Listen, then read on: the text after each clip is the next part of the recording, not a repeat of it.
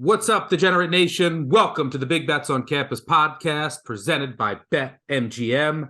This is the SEC East betting preview. I'm Stuckey, and joining me, as always, Colin Wilson, live from lovely Las Vegas.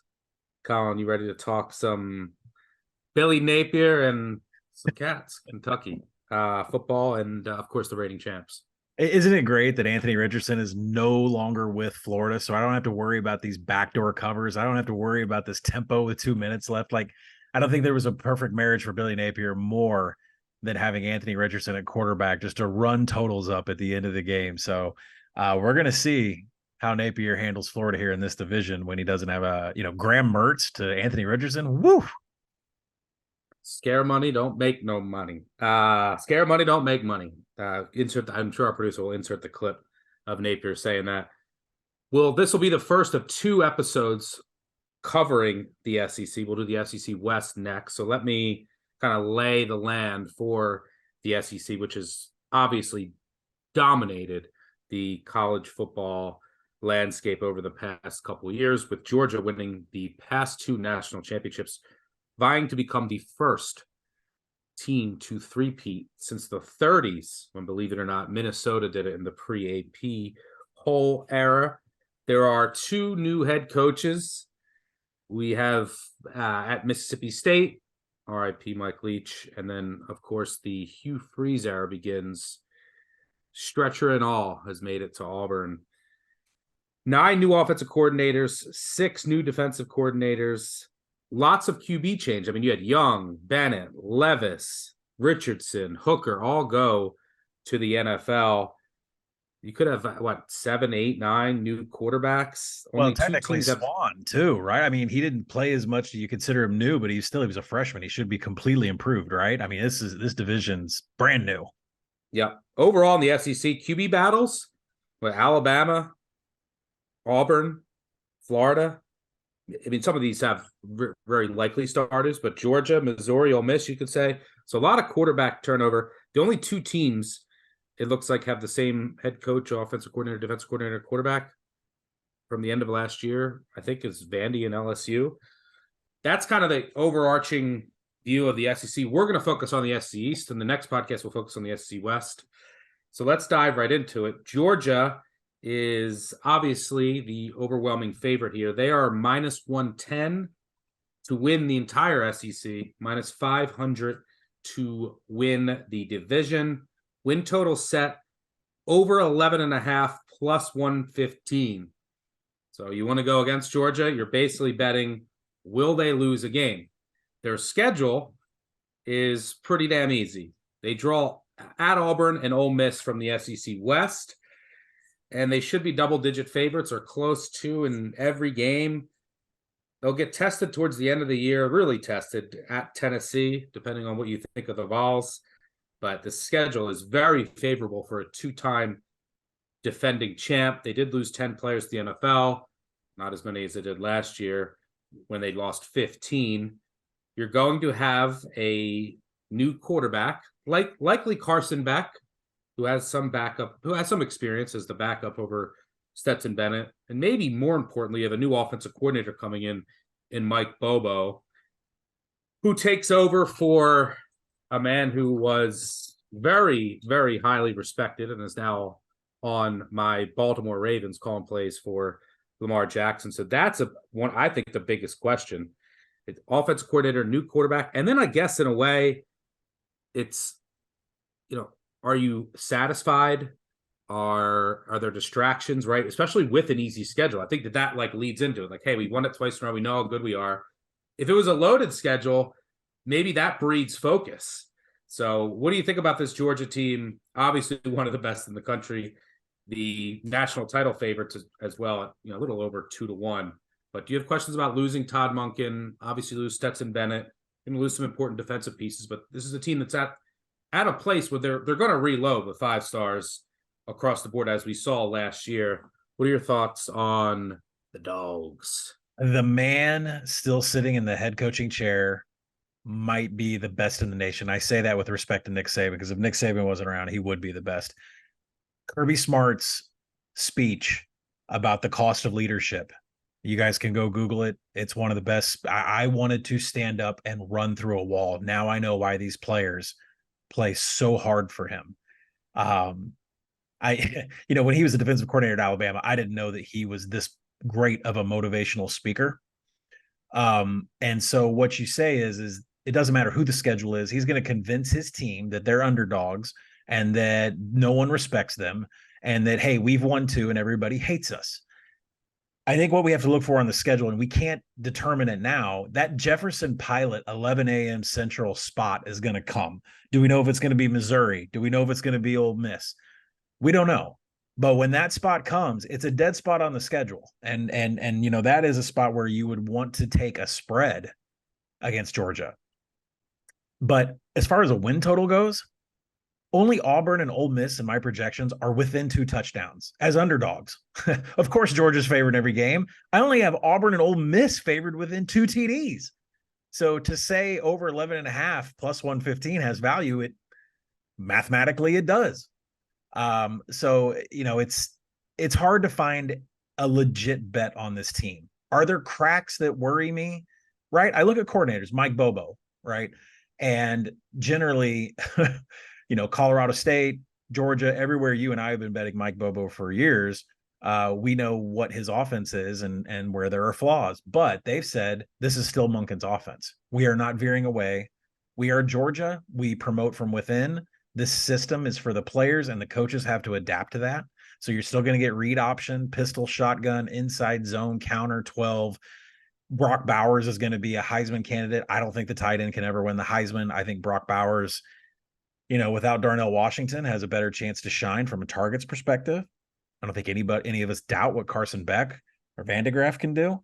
And then Lovett transferring in. Dominic Lovett transferring in from Missouri. We'll get to Missouri. 2.94 yards per route run. That is one of the most explosive numbers in all of college football. I don't know how to find a crack in this team stuck. Bobo is the spot where you look at it and say maybe, but what are you going to drop from 11th and finishing drives to what, 25th? The only way to play these guys, if you're ever going to fade them and doubt them, is to find that Jefferson Pilot spot at 11 a.m. Other than that, they're going to the SEC championship game. The gap between them and the rest of the teams in this league is so large that I will just say the future bet is going to be on Georgia at the end of this podcast. Well, I'm going to disagree. And I'm going to say that Georgia does get to the SEC championship game, but I'm going to say that Georgia does lose a game. Ooh. This is reminiscent of my bet in 2021 when I went under 11.5 on Alabama, who still made it to the SEC championship, and then they made it to the national championship game where they lost to Georgia. I went under 11.5 on that Alabama team, the defending national champs, and they ended up losing as 3 touchdown favorites at Texas A&M. Not the game I had circled that they were going to lose, but I have similar vibes. This obviously is my number 1 power rated team, but there are some holes, and I don't think that I love Todd Monken. I think there is going to be a slight drop off, but you lose both tackles, and I don't think Stetson Bennett again is getting enough respect. Like we're just like, oh, it's okay, who cares? It's you're on Stetson Bennett now. No, I mean, I came around on Stetson Bennett. What he did was absolutely incredible. And we just think that, Carson Beck, or, if it's not, I'm almost positive it's going to be Beck, is just going to come in and it's going to be plug and play. Look, the offense is still going to be really good. And I do think Lovett is a huge get. Lad McConkey's still there. Kendall Milton is still there. Look, it's going to be, I'm not saying it's my number 1 team. Like when we're nitpicking here, when we're talking about flaws, I just think there's a couple questions, like, in the secondary, they lose their 2 best. I think the defensive line could take us tiny. We're talking about tiny steps back. You're just reloading with 5 stars. So, I think like some of the things that are going on in the offseason, I think are overblown, but this team, looking at their schedule, they've won back-to-back titles. Like I can see them. It's still the SEC. Like going to Auburn is still an incredibly hard place to play. And we'll see what Hugh Freeze can do. At Tennessee, still an incredibly hard place to play. Ole Miss won't roll over. So the schedule is real easy, and it's hard to be like, this is going to be the one, but I think there's going to be one. more of a fun bet. But look at that, right? You go to Auburn. That is a really tough game. We'll talk on the SEC West podcast how much I love them. But if you get that Jefferson pilot spot against Kentucky the following week, you don't even need to listen to the pod. You know where Stuckey and I are going to play. Yep. Yeah. So I'm going under 11.5. I show the tiniest bit of value. Let me ask a question before we move on. It's more of a fun bet. It's a bet that you're basically sweating for. You have as a fun like. It's not UAB, South Carolina at home. I guess theoretically, look, they pulled upsets last year, but for like not Vandy for like 8 weeks, you just hope that they lay it down. It's like Georgia Tech at the very end of the season where they're fired up and Georgia just doesn't care. I don't know, but let me ask a question. Maybe before we pivot off Georgia, how many speeding tickets did you get between the ages of 18 to 22? I actually got. The best thing that I ever did, if when I was a kid, I hope that they get all their trouble. So like all my arrests were under 18 for drinking. I had a lot of speeding tickets under 18. I think I only had, and I've had nothing since 21. I think I've only had three speeding tickets between 18 and 21. Yeah. Well, that's not good enough to be on Georgia's squad, but no, a couple more and we'll see. Well, I had a police scanner in my car when I was younger. So all right, let's Georgia. Yeah, so I'm going under the fun bet, hoping it's like I do think that they're going to get back to the SEC title. And I also think that like in a way, obviously we're going to gather data, but because their schedule is so favorable, we're still going to have some questions about how dominant this team is going into the college football playoff, right? Because of the lack of data points against elite competition. I should say prior to the SEC, especially before the SEC championship game, if they presumably get there. So, if there is a big drop off between Bennett and Beck, or like some of these defensive losses up front, like they reloaded last year, everything was fine. We might not be able to tell if there is until they get into, the SEC championship game, and then maybe not even until the college football playoff. So the scheduling gods definitely were on Kirby's side this year as Georgia. What they get to avoid Bama and LSU from the West. Vandy and Auburn, their only road games before November 18th. Moving on in the SEC East, Tennessee is the second favorite in the division at plus 550. They are 14-1 to win the conference. Last year I had them 14-1 to win the division. I still love that bet. And now they're 14-1 to win the conference on a team that I think is worst. They get Alabama and Texas A&M from the SEC West. The good thing, if you're a Vols fan and look at their schedule, the top 3 teams are Georgia, Tennessee, and South Carolina at the division as far as odds are concerned. Tennessee will get to host Georgia and South Carolina. Their win total at BetMGM is set at over 9 minus 105.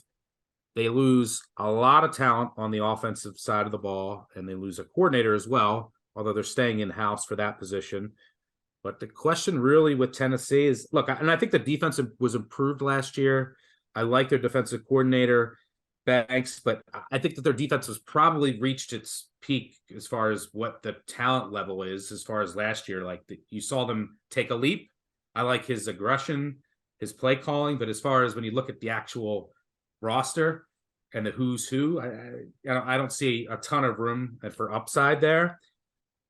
There's also potential regression across the board on defense, like in the red zone. They were 3-0 in one possession games. They were really good in the turnover department, which Joe Milton might not help with. So you do lose, an incredible tackle, 2 incredible wide receivers, and then your quarterback to the NFL in Hendon Hooker. Joe Milton, who looked great in the bowl game. How much can you really take from that? I'm not sure. I'm not a Joe Milton believer. So I think this team's going to take a step back. Joe Milton has incredible upside. There's going to be ups and downs, but he's going to make too many turnover-worthy throws. He's just too inconsistent with his accuracy, in my opinion.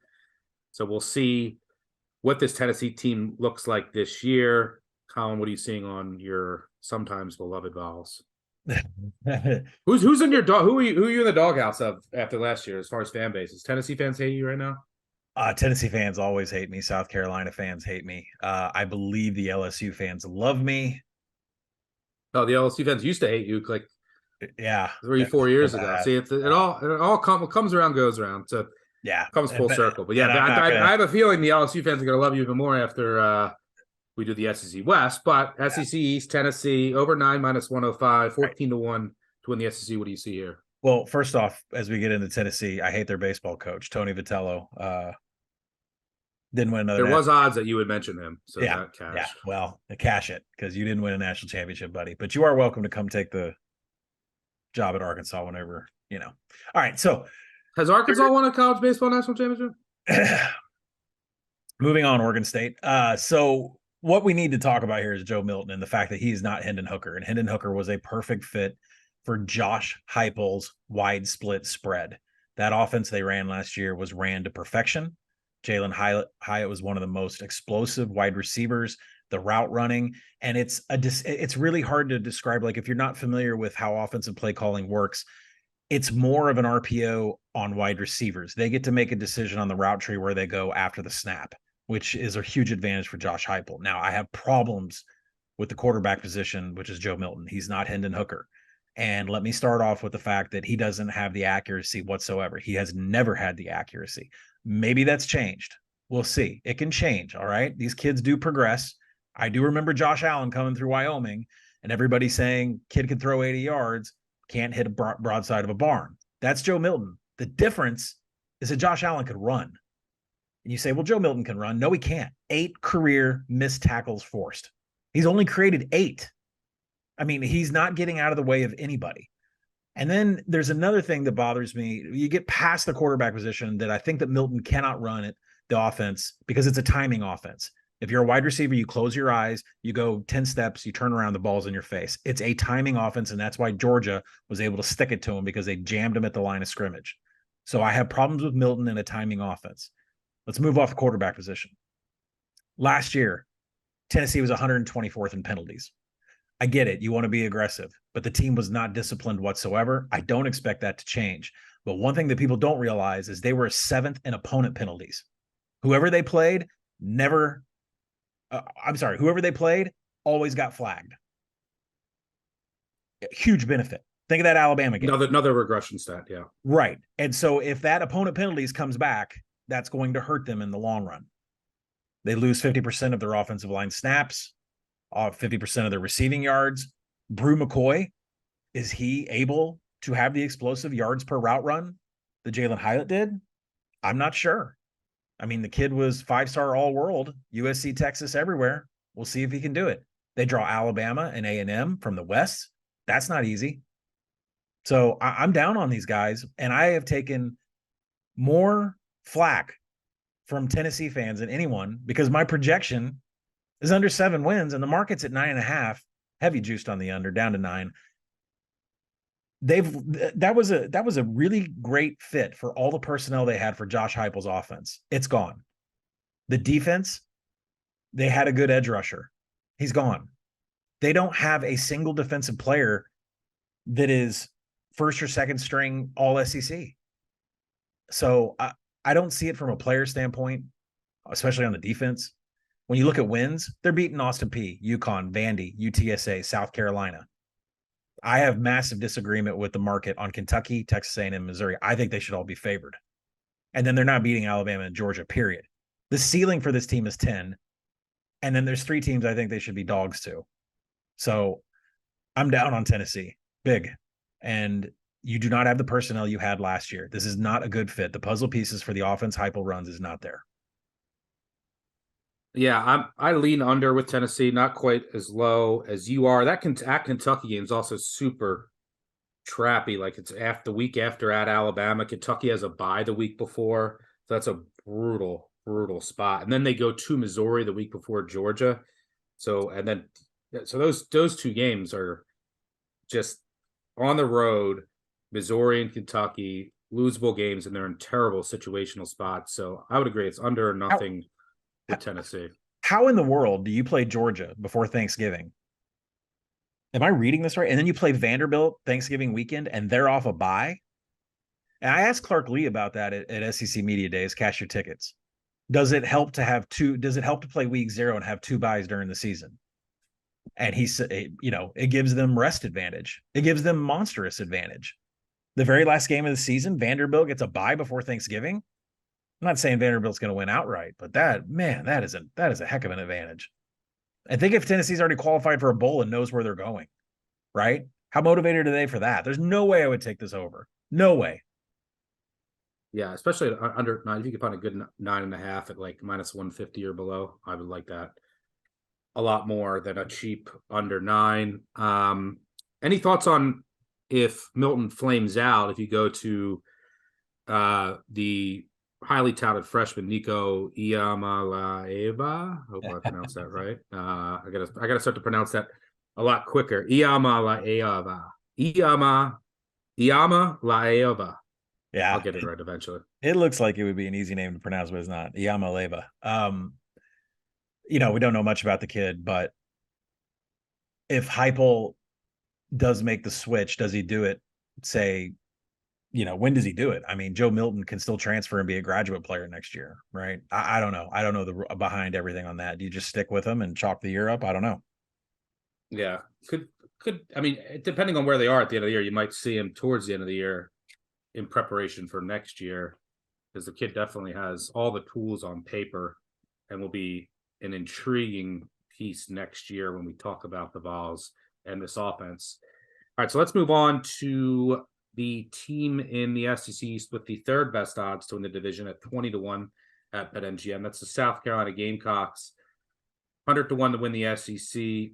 Over 6 juiced or under 6.5 heavily juiced. They draw Mississippi State at home and at Texas A&M from the SEC West. Bad news for South Carolina is they go to Tennessee and to Georgia, the top 2 teams in the division. South Carolina, if you look at them last year, you would say, okay, what's going on with this team? And then all of a sudden they end with a bang. And all of a sudden, I mean, Spencer Rattler, who does return a quarterback, looks incredible. They pull off an upset of Tennessee. They pull off an upset of Clemson, and the offense just night and day. Apparently, they cut the playbook and simplified it, and that's what was a major difference. New offensive coordinator, though, does come in this year. There's a lot of questions on this roster for me, specifically on the defense. I just don't see, on both sides of the ball, I should say. I mean, if you look last year, they had, first of all, they lost 2 cornerbacks to the NFL. Yep. They had a lot of injuries, and then they threw 2 true freshmen in at safety who both played really well, and they both come back this year. But how much did they really benefit from having 2 NFL safeties? And are they going to be able to duplicate the success we saw last year? Questions about the offensive line. As I said, questions about the secondary. Are they able to generate pressure?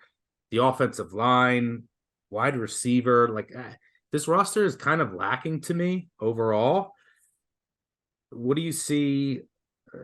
What do you see for this South Carolina team? I do have a lot of respect for Beamer. He's been great with rest, which is a sign of a good coach whenever he has an extended break. But this roster isn't necessarily there for me.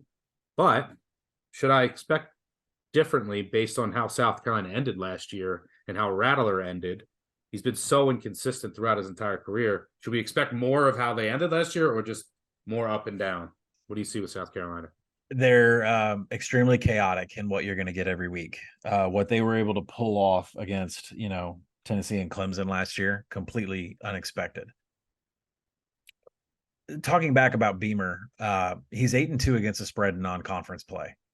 He knows how to get his guys up for bowls, non-conference games. It's the SEC where he's really struggled. And you know me, I tend to veer away from touchdown to interception ratio. I like big time throws and turnover worthy plays. Spencer Rattler had 21 big time throws, 22 turnover worthy plays. He's erratic. And one big part of that is South Carolina finished 128th in havoc allowed. Every single defense they played behind the line of scrimmage, gave them pressure, had him on the run, interceptions, fumbles. It's a very undisciplined offense. So that takes me to the offensive coordinator, Dowell Loggins. As someone that is extremely close to what's going on at the University of Arkansas, nobody wanted Dowell Loggins to win the offensive coordinator position at Arkansas. We'll get to Dan Enos later on another podcast, but nobody wanted Dowell Loggins to get that job. When South Carolina got him as the offensive coordinator, from what I read, it wasn't very well received either. He is expected to bring the Briles 11 inside zone. So you're going to see what Arkansas was running last year and what Kendall Briles is going to run down at TCU. You're going to see a little bit of that with Spencer Rattler. Is it going to pay off? I don't know. It's going to be tempo. It's going to be RPO. It's going to be play action. The problem is there's not really an offensive player on this team that stands out. I mean, wide receiver Antoine Wells, that's about it. And then you go to the defensive side of the ball. I have even more problems with this team. 29% returning per TARP. That's transfer portal activity and experience from last year. They're 130th in defensive stuff rate. That's not going to get any better. 130th? Like you're chumming around with UMass? What are you doing?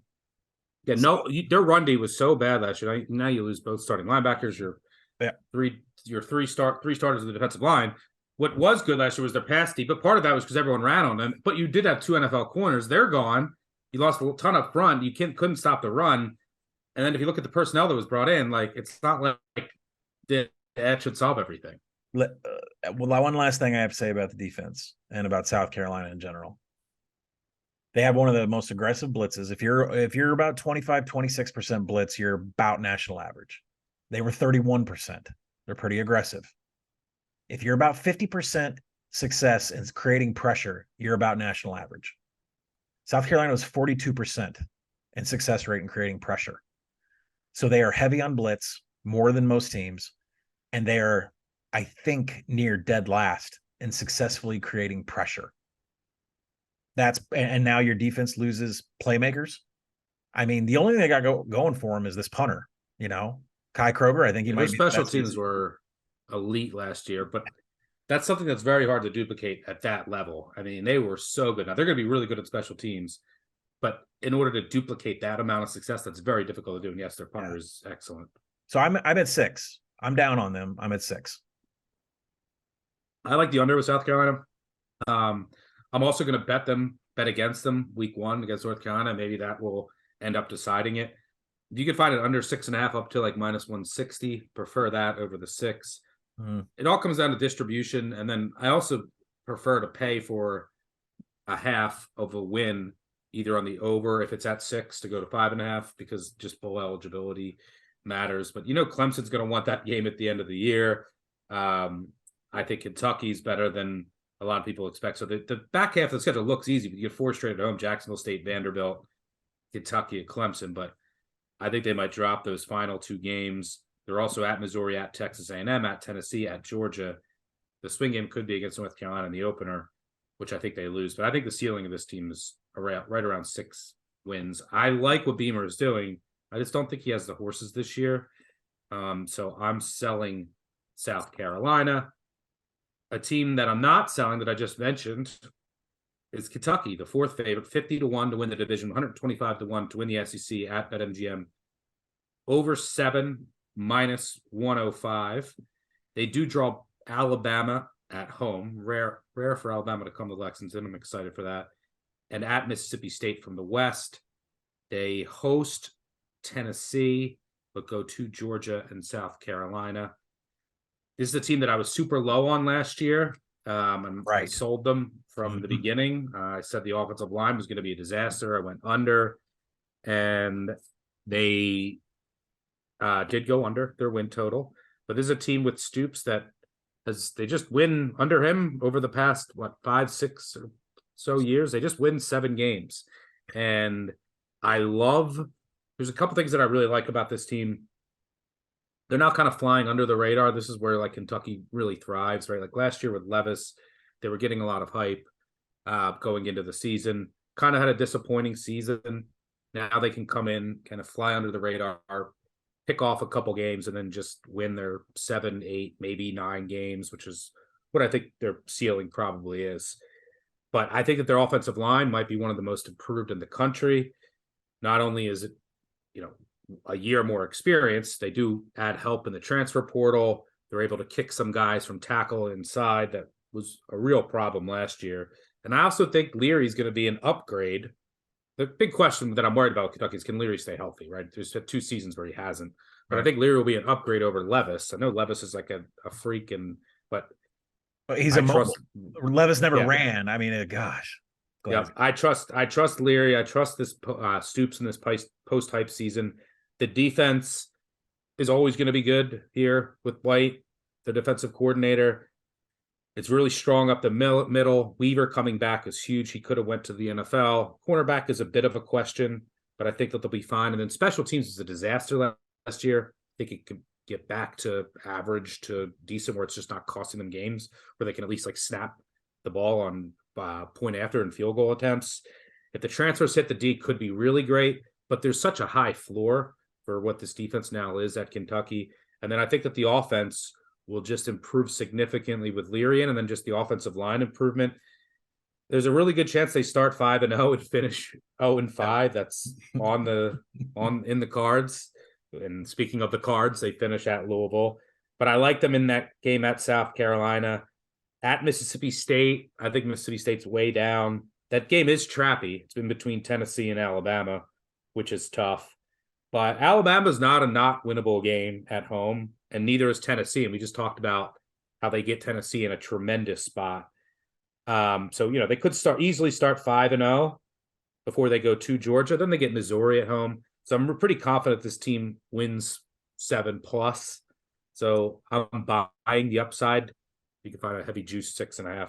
I don't know if there's any left, or 7 at like even money. That's what I'll be playing. But I'm buying my Cats this year, and I don't have to get shit from everyone in Lexington that I'm selling them after making the rounds, touting my under on Kentucky. This year I can tout the over. What are your thoughts on my Cats? Well, you're not telling everybody at Stagger, like, hey, I was right. I mean, like, listen, I hate on my team. And when I'm right, I don't go and pound my chest around town. But when you're right, you're right. I love Kentucky. I love Kentucky this year. Did I mention Liam Cohen, by the way, coming back? Yeah, I love his that's where I was gonna start. Liam Combs coming back. He was the offensive coordinator in 2021. A lot of familiarity with Stoops. They're going to run that offense that they ran before. It's going to be solid. It's going to be 11 and 12 inside zone. They run a really high rate of 2x2, which is 2 wide receivers on each side. But I think Devin Leary is an upgrade over Will Levis. I'm glad you mentioned it because he came through the portal. Everything that we loved about him last year, and I loved about him at NC State. I think he's going to be just as good at Kentucky. He gets behind an offensive line that returns 82% of snaps, not because of what they had on the line last year, because it was boosted by the transfer portal. There's a lot of experience on this offensive line, even though it played elsewhere last year. You go to the defensive side of the ball, 65% of their pressures return to a defense. We're talking, a defensive line that with 4-man front, they play some 3-3-5 and some 4-2-5. They play nickel packages and cover 3, but defensive tackle Deion Walker and JJ Weaver are going to maul tackles, guards, and be all over quarterbacks. I have no worries about this defense. It's a great rebound look for them. Last year they fell off in third down conversions pretty bad on offense, 108th in third down conversions. But I mentioned that Will Levis was completely immobile. Every week I asked Stuck on the podcast, when is Levis going to leave the pocket? He wouldn't leave the pocket. And, so, and the one thing you can trust on this defense, though, last thing I'll say about Kentucky, they're always fundamentally sound. Last year, top 15 in coverage and tackling. They are so well coached. I project them at 8.3. I kind of pause because of how much I dislike Tennessee this year. It's paying off in teams like Missouri and Kentucky. So I'm a little hesitant on how much I love those two teams, because I think that's taking away from the pie from Tennessee. But Kentucky's got everything that we look for when you're going to take an over, and they're solid. They're solid every year, especially when they have trench experience, which they have. So I like Kentucky on the over. Yeah, we're trying the top 5 receivers, a couple freshmen who should improve, and yeah, I think getting the transfers in, but a lot of their offensive linemen get to move to their more natural positions. They do lose Wright, Square, and Jones from the linebacker room, but they had a ton of injuries there last year. Getting Weaver back, they have enough pieces there at linebacker to be fine. So yeah, I like Kentucky over.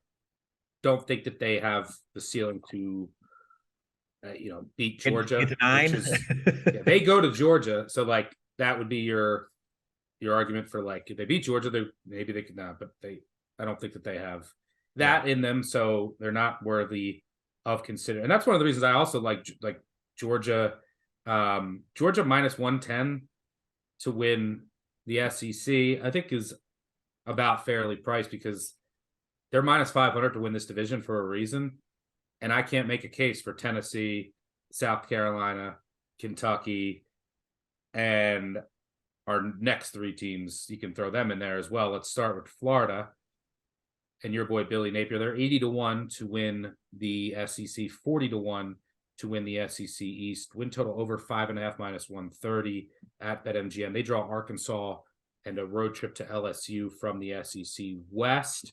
The big news with Florida is Anthony Richardson is no longer there. One of the many quarterbacks that was drafted out of the SEC from last year. I'll let you kick this off since this is your boy, Billy Napier.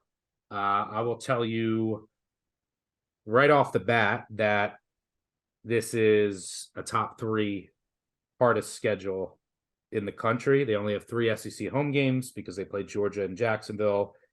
They go to LSU. They have Florida State at home to finish up the year. They're at Kentucky, at South Carolina, who's off a bye. Arkansas, they get at home, but Arkansas is off a bye. They get 3 straight opponents in the middle of their season who are off byes. They do start at Utah, another tough game, but maybe they benefit for some injury luck there with Cam Rising not being ready. I'll also say I love the hire of Armstrong, the defensive coordinator from Southern Miss, but there's questions across their roster outside of one corner spot on defense, and one of the guys they're really relying on, their linebacker, Shamar James, he got hurt today, hurt his leg. He's like, they need him. I don't know what the report is. This happened like this afternoon. They lose him. Linebacker looks really, really thin. And then on the other side of the ball, it's Graham Mertz, maybe, or Jack Miller. But I mean, running back room will be great, but who cares if that's your quarterback situation? What do you see with your beloved Gators? I just don't, my beloved Gators. I don't see a path for Graham Mertz to replicate anything that happened at the quarterback position at Florida last year. So that makes me wonder what the offense is going to be. Rob Sale is the offensive coordinator. Napier, he's an interesting character. He's 11-3-1 against the spread as an away underdog. He shows up and spots and covers. He covers, doesn't win. He does a lot of interesting things and says a lot of interesting things, but he did make a good hire getting Austin Armstrong to come over from Southern Miss. There's going to be some nickel package, which cover 3. The offensive side of the very ball, aggressive. It'll be a very aggressive defense. Yeah. I think the offensive side of the ball where I pause on Florida is that they led the FBS in explosive rushing. That's all Anthony Richardson, and now that's gone. You don't trust Graham Mertz to roll out? Oh man, what did he go 18 for 18 in that first game for Wisconsin during the pandemic? And that's all we did was bet Wisconsin for the rest of the pandemic COVID year. So with the rush explosiveness being gone, I think that hurts the offense immensely. They returned 60% of their offensive line snaps. On the defensive side, they were 129th in third down defense. You almost can't get as bad. 47% per tarp is coming back to the defense. This is a number I squarely landed on 5.8. The market's at 5.5, juiced to about minus 130 on the over. I am dead on. I would love to hate Napier, take an under, razz him all year, prove me wrong, sure, but I can't. I make it 5.8. It's a no play for me. But watching Graham Mertz in the SEC, it's going to be a lot of fun. Yeah, I mean, for me, this is an under or nothing play. If you can get a 2-6, I really like it. There's just not a lot I like. The offensive line has questions. Yeah. The wide receiver room's pretty underwhelming. I'm not especially the quarterback room is extremely underwhelming. You lose a lot on the defensive line. you lose a lot at linebacker. Your secondary super raw outside of one corner spot. I don't love the transfers they brought in. I do love the hire of Armstrong, but there's only so much he'll be able to do with the scheme.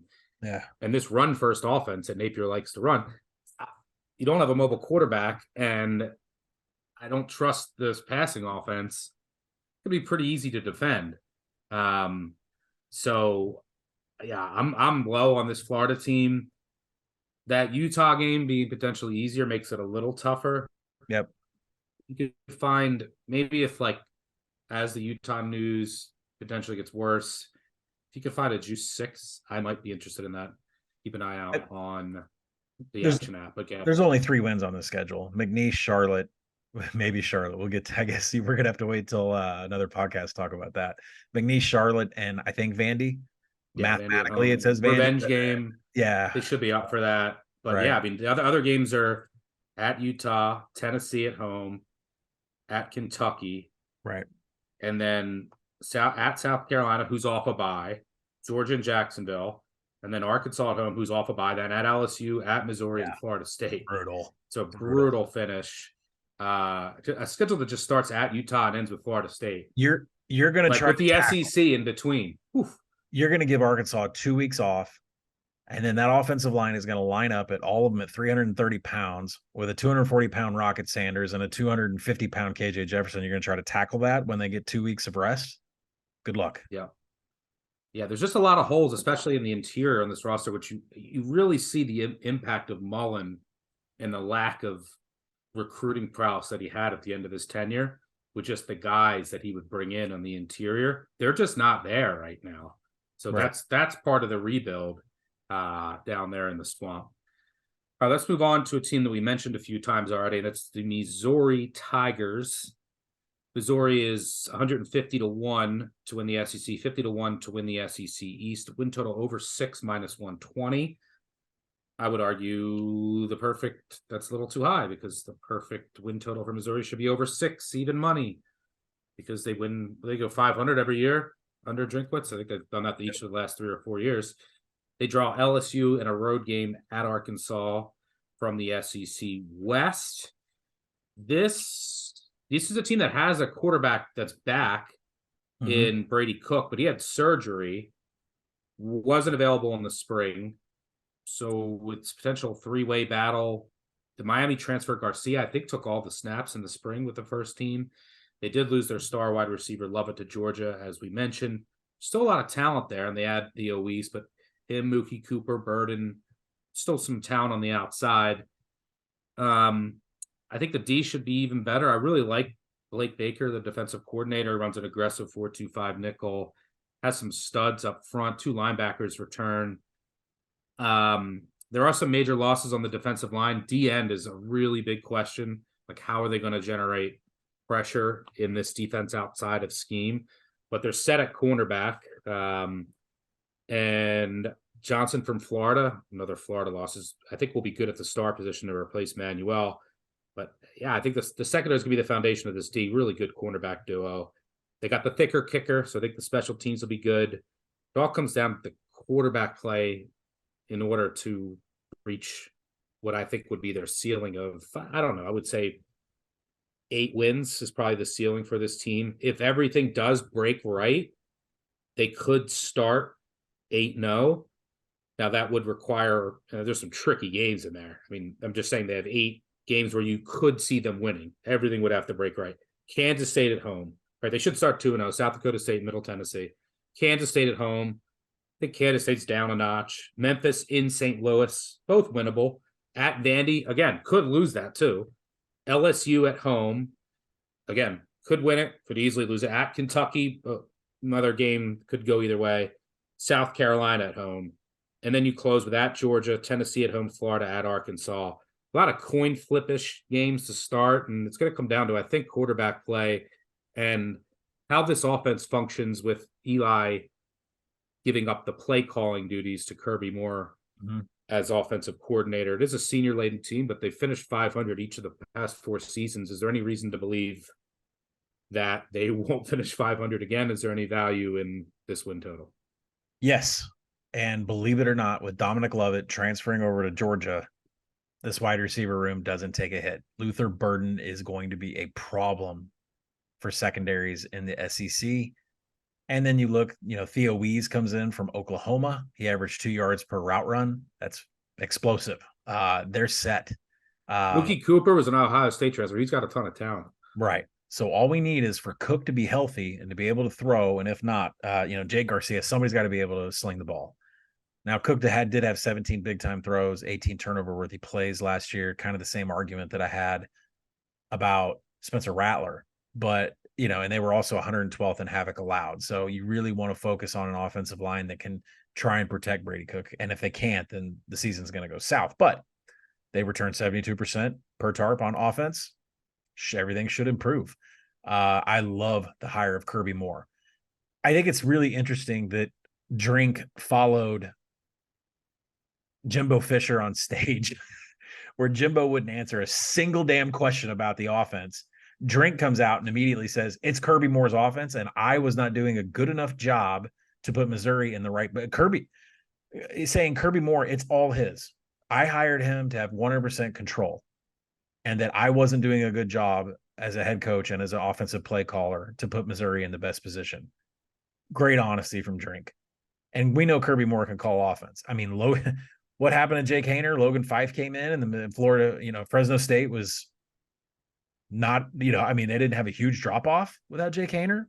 That says something. So, 94% of the pass breakups are retained on defense. Missouri is going to be really good on defense. They were 12th in defensive stuff rate last year. They're going to knock some passes down. They're going to play some havoc. They returned 66%. That's above the national average of 61%. They play a lot of 4-2-5 quarters coverage. Pretty mid on blitz and success rate. But, this is a schedule here where I see wins at South Dakota, Middle Tennessee, Vandy, and Memphis. There's 4. I got them as small favorites against Kansas State, South Carolina, Tennessee, which the market does not agree with me, and Florida. That's a lot of small faves. Small dog, Arkansas and Kentucky. The two teams that they cannot beat on this schedule is LSU and Georgia. The ceiling is 10. The floor is about 6. I'm taking it over here. Yeah, I would lean over. I make it 6. I make them 6.6. Think I'm ultimately going to pass, but only because it's a team that I'm going to. I think there's going to be a lot of, like you said, this coins up small favorites. It's a team I'm going to bet a lot, Yeah. And that's probably going to decide their win total. But it's a team I want to bet on throughout this season. And finally, let's close up the SEC East betting preview with the Vanderbilt Commodores, who you went over on last year. The best program in And the nation. They ended up hitting their over with ease. They ended a 26-game SEC losing streak by beating Kentucky, and then they beat Florida. Florida fans are still livid at that loss. Swan back at quarterback. They are super inexperienced at running back after losing Davis. The D has a ton of upperclassmen. It's experienced. You add in a Clemson transfer in Patterson who should help replace their best player in Orji. A cornerback is a super big concern for me. Offensive line, as always, even though it is experienced, it's like, can they actually take a big step forward? You look at their schedule, it is all about the first 6 games. So I should mention they're 500 to 1 to win the SEC, 250 to 1 to win the division. Win total sitting flat 4, over 4 minus 110. So here, their final 6 games are at a pissed off Florida team who wants it from last year. That'll be in the swamp. Then Georgia at home, then at Ole Miss, Auburn at home, at South Carolina, at Tennessee. I mean, unless you're beating Auburn at home, that's probably an 0-6 finish. So the start is Hawaii at home, Alabama A&M, and then 2 winnable road games against teams that I think are down in Wake Forest and UNLV.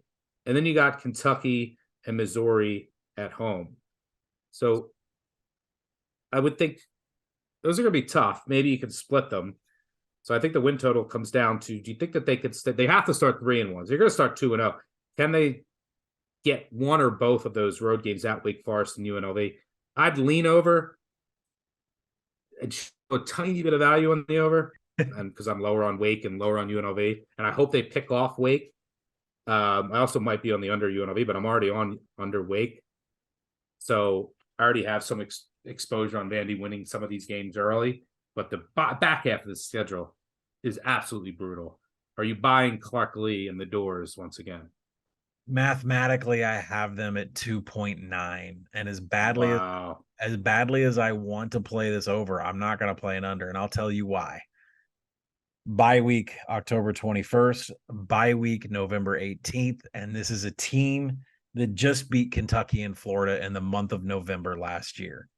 This team does not quit on Clark Lee. A lot of teams fade in November, especially when they're tired. Vanderbilt will not be tired. They So could get that Auburn win, that Auburn game at home. That could be a big one, a big swing game. yeah, I think Auburn's elite, but we'll talk about that on another podcast. So the progression of AJ Swan, he was 9-1 TD to INT ratio when he had a clean pocket. If Vanderbilt can keep AJ Swan clean, he's going to be great. Their wide receiver Shepard, he had 116 targets. He averaged 2.1 yards per route run. That's explosive. They were 127th on defense and allowing passing downs explosives. If they got into 3rd and long, they got into 2nd and long, they were just prime to be taken advantage of. I think the schedule is pretty tough. Auburn, Ole Miss in there in the middle, but the start of it is where you get your wins, and the end of it is where they're a dog by 14 points to Tennessee and South Carolina, and they pull off an upset again.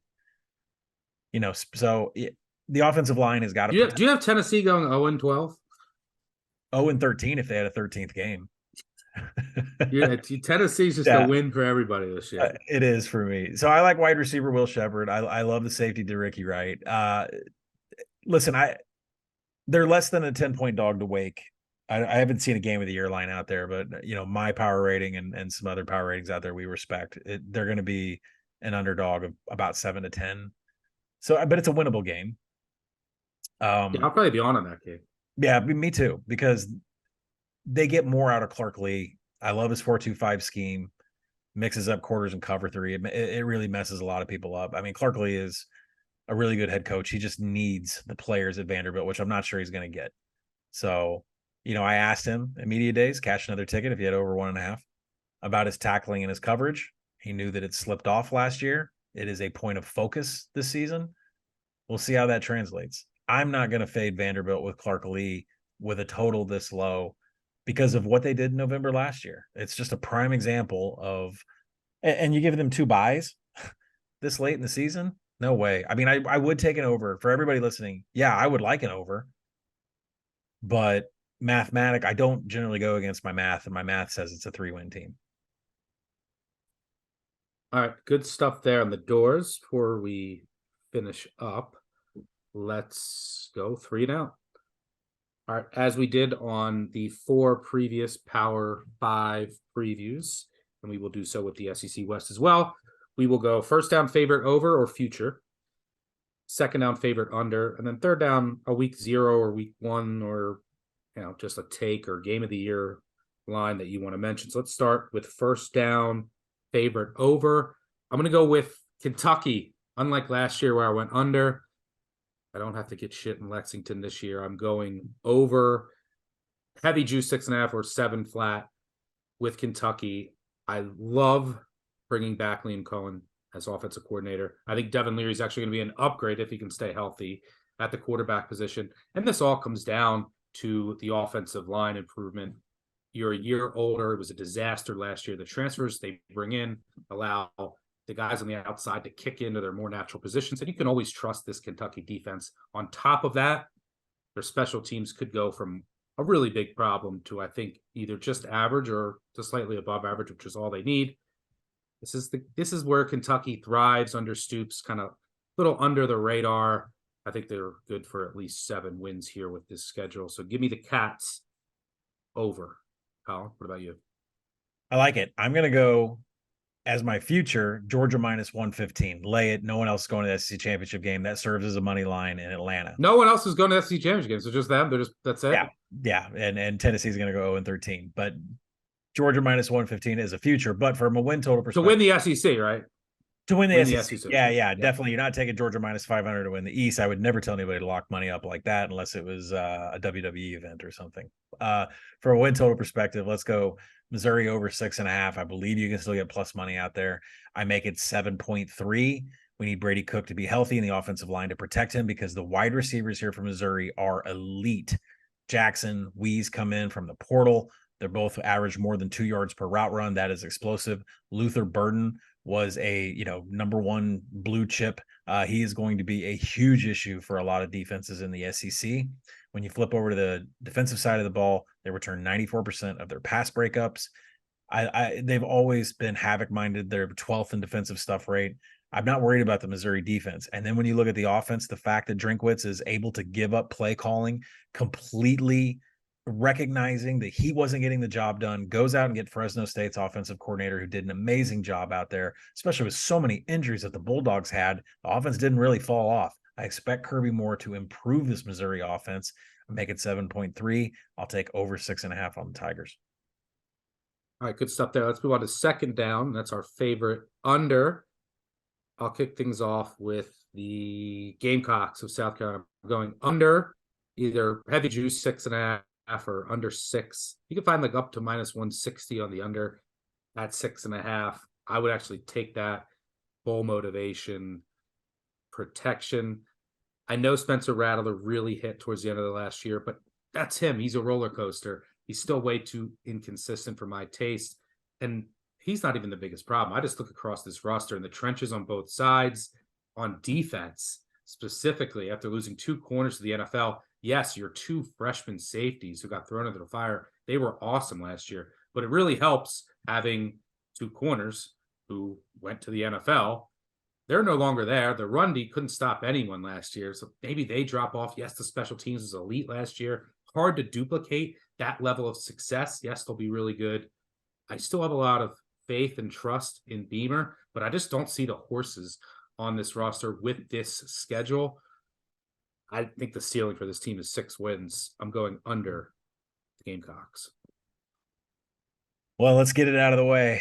Rocky Top, you'll always be home sweet home to me. Alt win total under 1.5.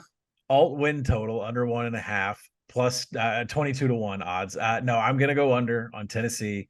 More importantly, there is alt win totals at 8.5 out there at plus money, and I have already dipped into that and hit that too. Josh Heupel's offense needs a certain kind of quarterback and needs a certain kind of wide receiver. They lose the Biletnikoff winner, they lose Hendon Hooker, and they're replacing it with Joe Milton, who has only created 8 missed tackles in his entire career when he has scrambled or gotten outside of the pocket. That's not going to work here with this kind of offense. And then when you look at your wide receivers, Brew McCoy has not proved that he can be an explosive wide receiver yet. Could change.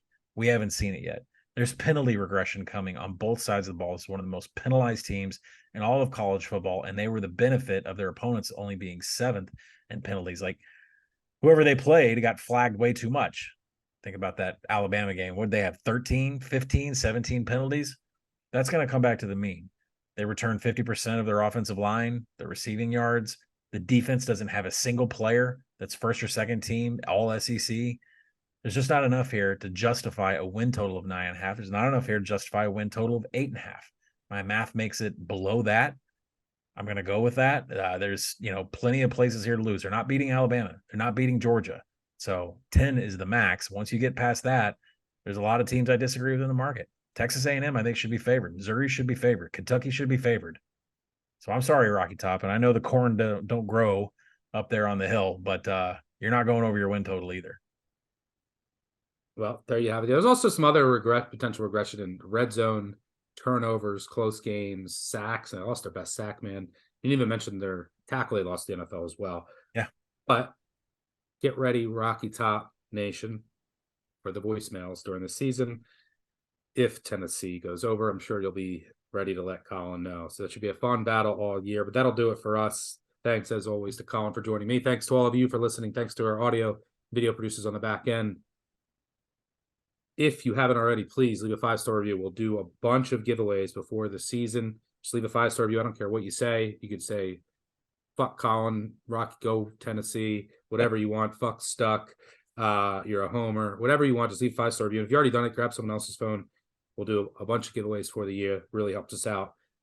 But subscribe, unsubscribe, subscribe, unsubscribe, subscribe. Tell a friend, tell another. You know the drill. That'll do it for us. We will see you soon with the SEC West betting preview. College football will be here before we know it. Catch y'all soon. Cheers. Peace out.